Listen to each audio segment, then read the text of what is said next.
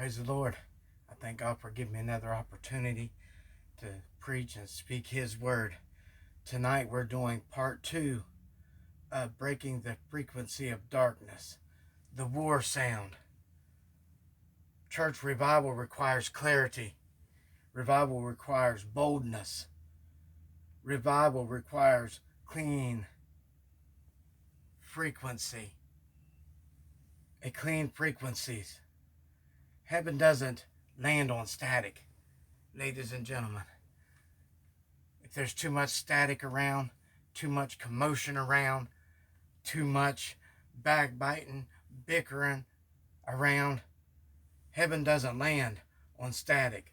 The Holy Ghost doesn't flow through distortion. The Holy Ghost does not flow through distortion. Fire doesn't fall on polluted altars. Fire does not fall on polluted altars. Part 1 exposed the battleground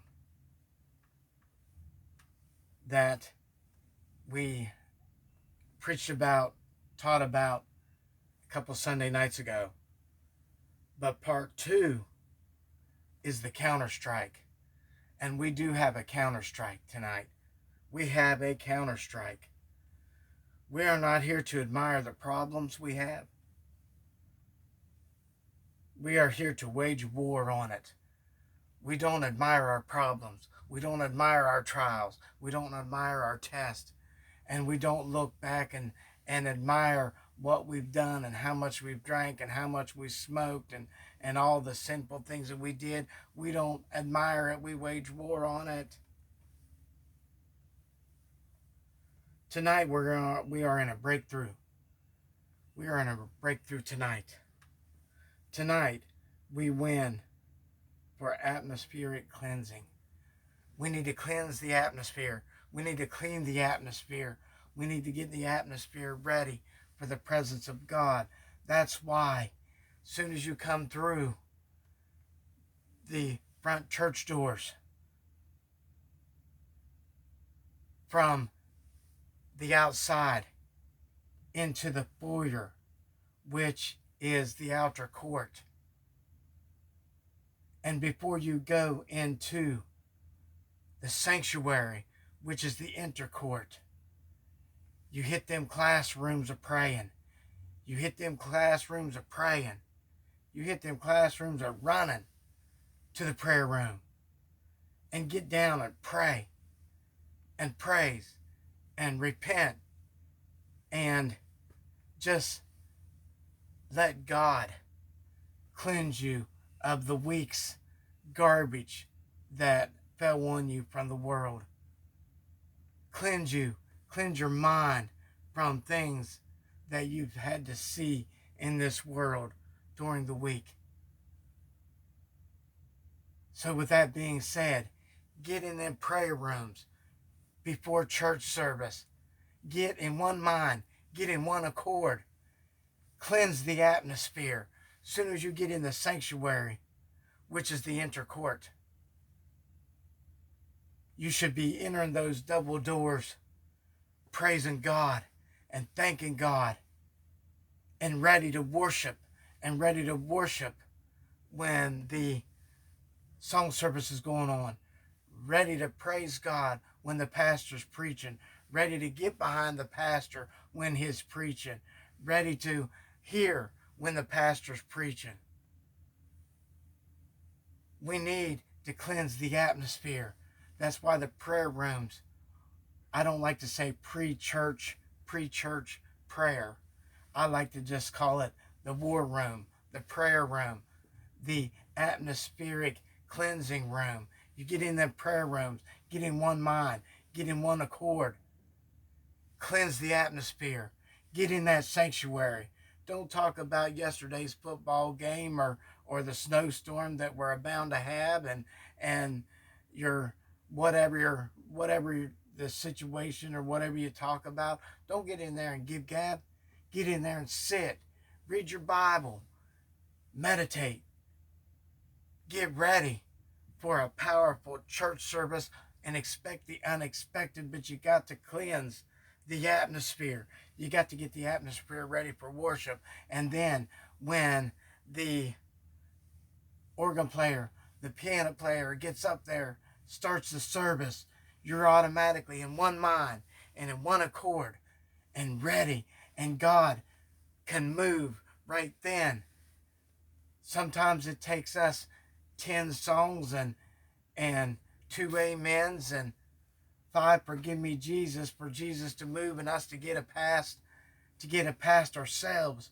But if we get in the prayer rooms before church service, before we get in that intercourt, before we get in there, and our mind's already made up. God, I want to hear what the pastor says. I want to do the song service. I want to praise during the song service. I want to lift up you during the song service. I want to amen the pastor. I want to get behind the pastor. Get your mind cleansed. Get your mind in the right mind. Spiritual science of sound. Hebrews 4:12. For the word of God is quick and powerful and sharper than any two-edged sword, piercing even the asunder, dividing asunder of soul and spirit and the joints and the marrow, and is a discerner of the thoughts and the intents of the heart. The Word of God, ladies and gentlemen, get in the Word of God. It's quick, it's powerful, it's sharper than a two-edged sword. It hurts going in and may hurt coming out, but it's what's God intended for us to go by, the Word of God. Get in that Word of God. It's not enough to hear the pastor preaching the Word of God. Bring your Bibles. And yes, I said tangible. Bring your tangible Bibles. Am I preaching against phones with Bible apps? Absolutely not. However, I teach bring your tangible Bibles. There's nothing like the tangible, unadulterated Word of God. And people says, well, that's the Word of God on your phone app. It is. But there's nothing like the tangible Word of God. Nothing like having your Bible you can hold, you can cling to, that people in other countries are dying because they have a Bible, or dying because they're quoting Scripture, or dying because they're reading the Word of God. But there's nothing like the Word of God. So yes, bring your Bibles, your tangible Bibles. The Bible is quick, powerful, and sharper than two-edged sword. God rebukes Satan by how? Quoting Scripture. Even on the cross,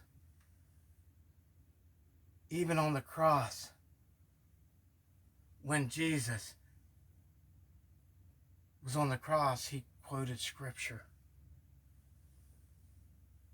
Sound pierces. Sound divides.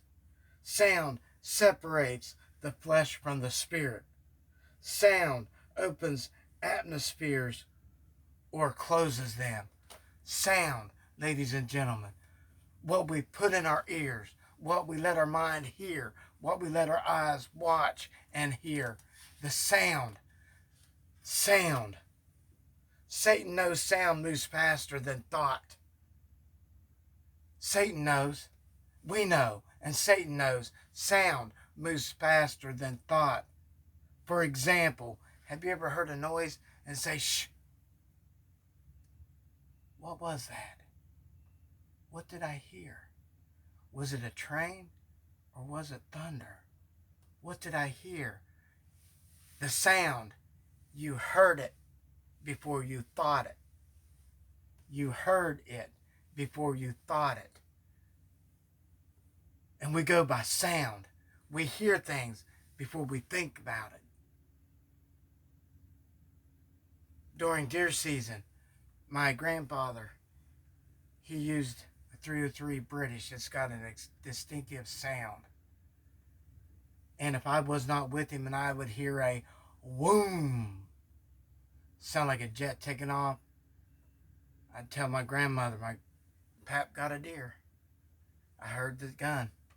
but I heard it before I thought it. And Satan knows. Again, Satan knows. Sound travels then faster than thought.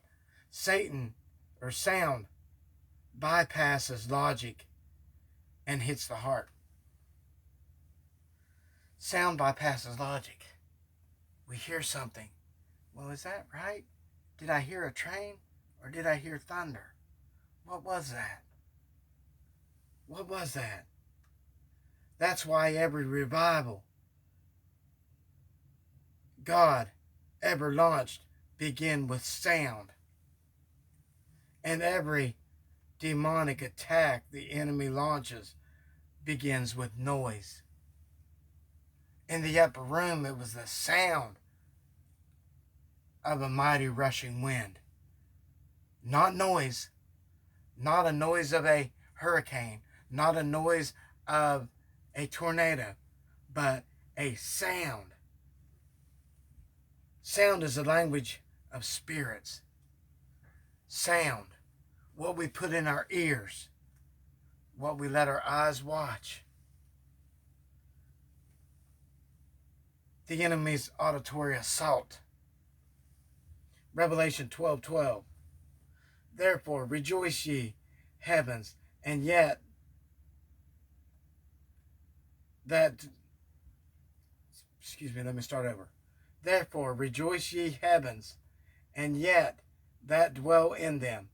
Woe to the inhabitants of the earth and of the sea, for the devil is come down unto you, having great wrath, because he knoweth that he hath but a short time. The enemy is in desperation, so he's loud. The enemy is desperate. He knows his time's up. He knows his number's up. He knows he will be cast into the lake of fire that burneth forever. He knows what his end is. He's loud, like a roaring lion, roaming to and fro, seeking whom he may devour. A roaring lion, loud. Hell has turned up the volume, and hell has turned up the volume. Back in the day, you did not have such sin and debauchery and sin on social media and sin on Twitter. Didn't even have none of that stuff back then. But you have TikTok, you have Twitter, you have Facebook, you have Instagram, you have Snapchat. Hell turned up the volume on things that we can see, we can watch, we can hear, we can listen to. Sound.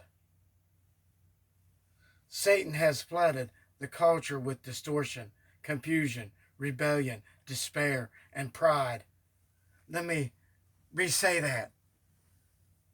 Satan has flooded this culture with distortion, confusion, distorted. A man, a boy, thinking he's a woman or a girl. Homosexuality, transgenderism, lesbianism. All these things are to distort. They're to distort, confuse, and a rebellion, despair, and pride. They're in despair. They're in despair. Satan's job is to confuse, because he knows his time is short. He distorts. He confuses. Sound. He attacks through music, voices, influences, media, social media, emotional soundtracks. We have emotional soundtracks, ladies and gentlemen. We also have a memory recall. We hear a song, or we hear a sound, or we smell a smell, and it could bring back different memories of days gone by, good or bad. The devil uses the ear gate because of whatever enters your ears.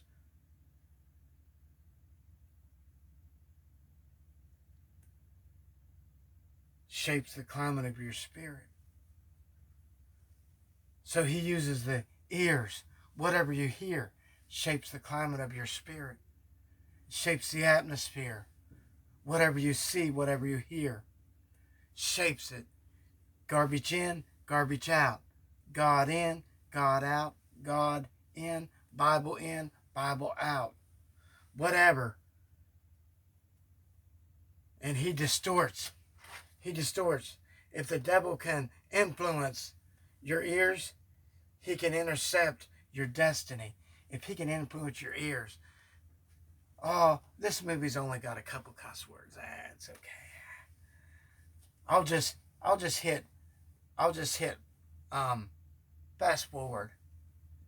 Skip over the cuss words. Or I'll cough real loud, maybe blink out the 2 cuss words. Oh, it's only 2 cuss words in a movie. It's only two things about putting down God or putting down the church or putting down Pentecost, putting down apostolic. It's only 2 things. It's no biggie. But again, if the devil can influence your ear, he can intercept your destiny. And he uses influencers out there, yoga influencers and influencers of this and influencers of that. And I don't want to even get started on Hollywood, Demonwood. I don't want to even get started there. But the sound,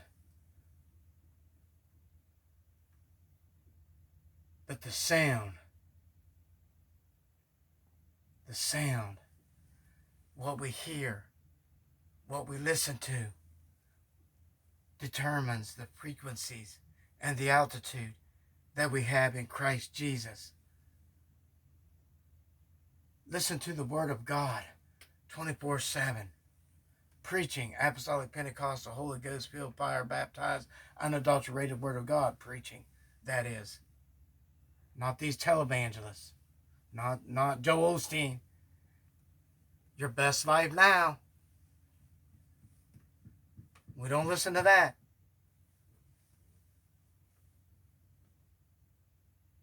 The sound, heavenly alignment.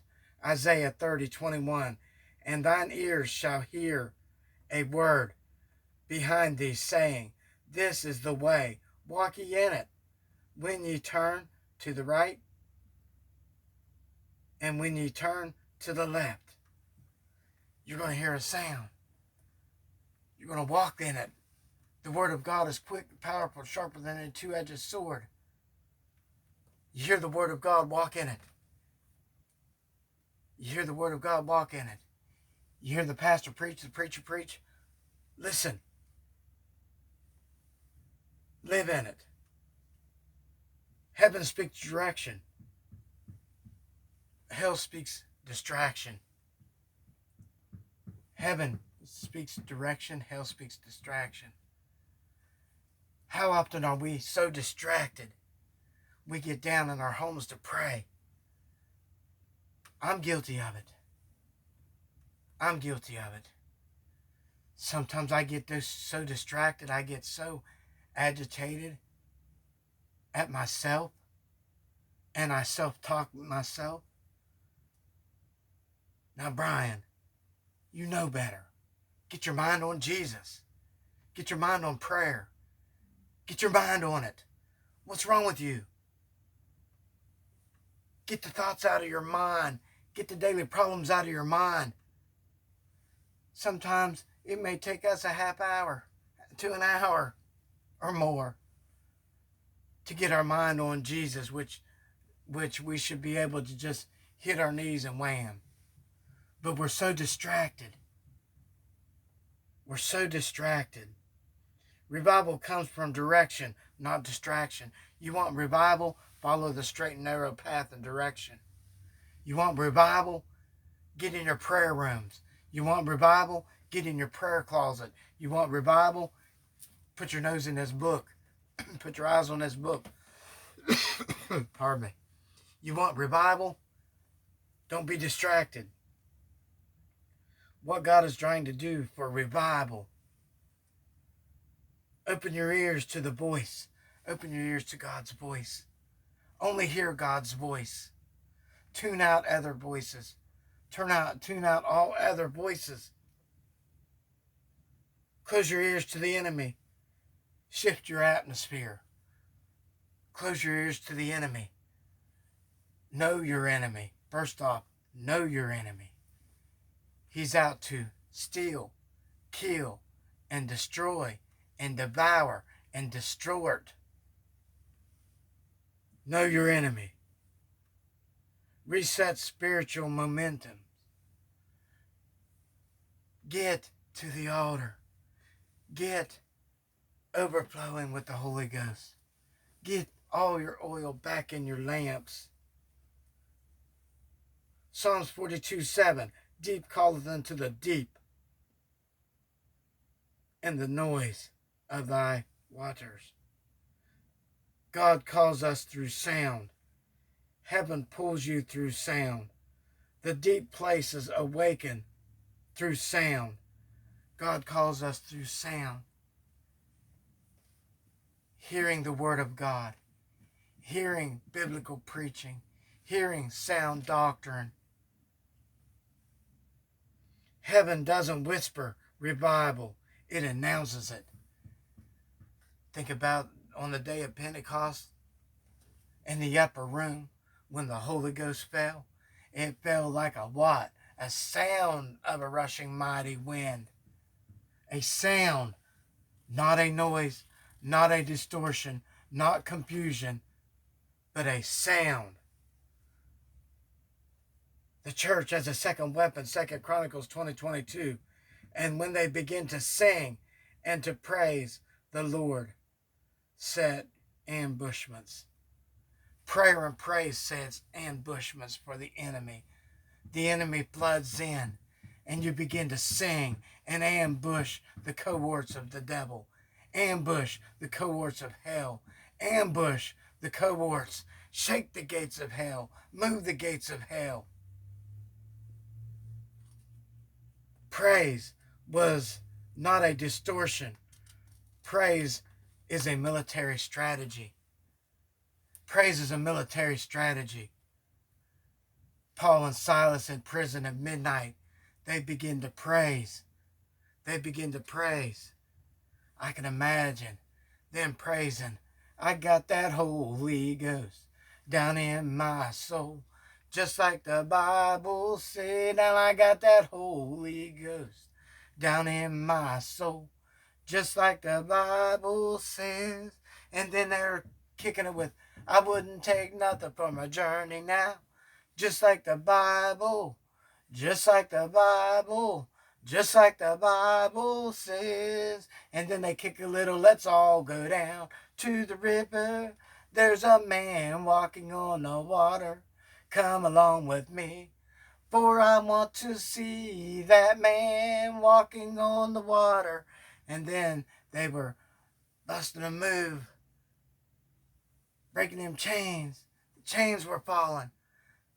The chains were falling as they were singing, as they were praising, as they were praising, as they were singing. Let's all go down to the river. And then they were singing, Jesus on that main line. Tell him what you want now. Jesus on that main line. Jesus on the main line now. I can imagine Paul and Silas singing the songs, praising the praises. Their mind was on Jesus. Psalms 57:7 talks about our heart being fixed on Jesus. My mind is fixed on you. My mind is fixed on praising. I'm going to drown out the enemy. I'm going to set up an ambush for you devils and you demons. I'm going to praise. I'm going to worship. I'm going to worship. The car broke down. Praise anyhow. Praise anyhow. Praise anyhow. You shout. Your shout is a missile strike. Your praise is surveillance that exposes the enemy. Your praise is surveillance that exposes the enemy. When we praise, the devil's going to creep in. The devil's going to creep up and show himself when we praise. The devil can't stand in praise. The devil can't stand in the Holy Ghost Spirit. The devil can't stand in worship. So more times than not, he shows himself in one fashion or another. You just got to know your enemy. When the church lifts its voice, hell's infrastructure collapses.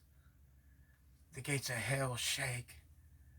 Oh, Pastor Brian, Brother Brian is praying again. I'm starting to feel it. I'm starting to feel it. I wish he'd quit praying. He's starting to shake the gates of hell.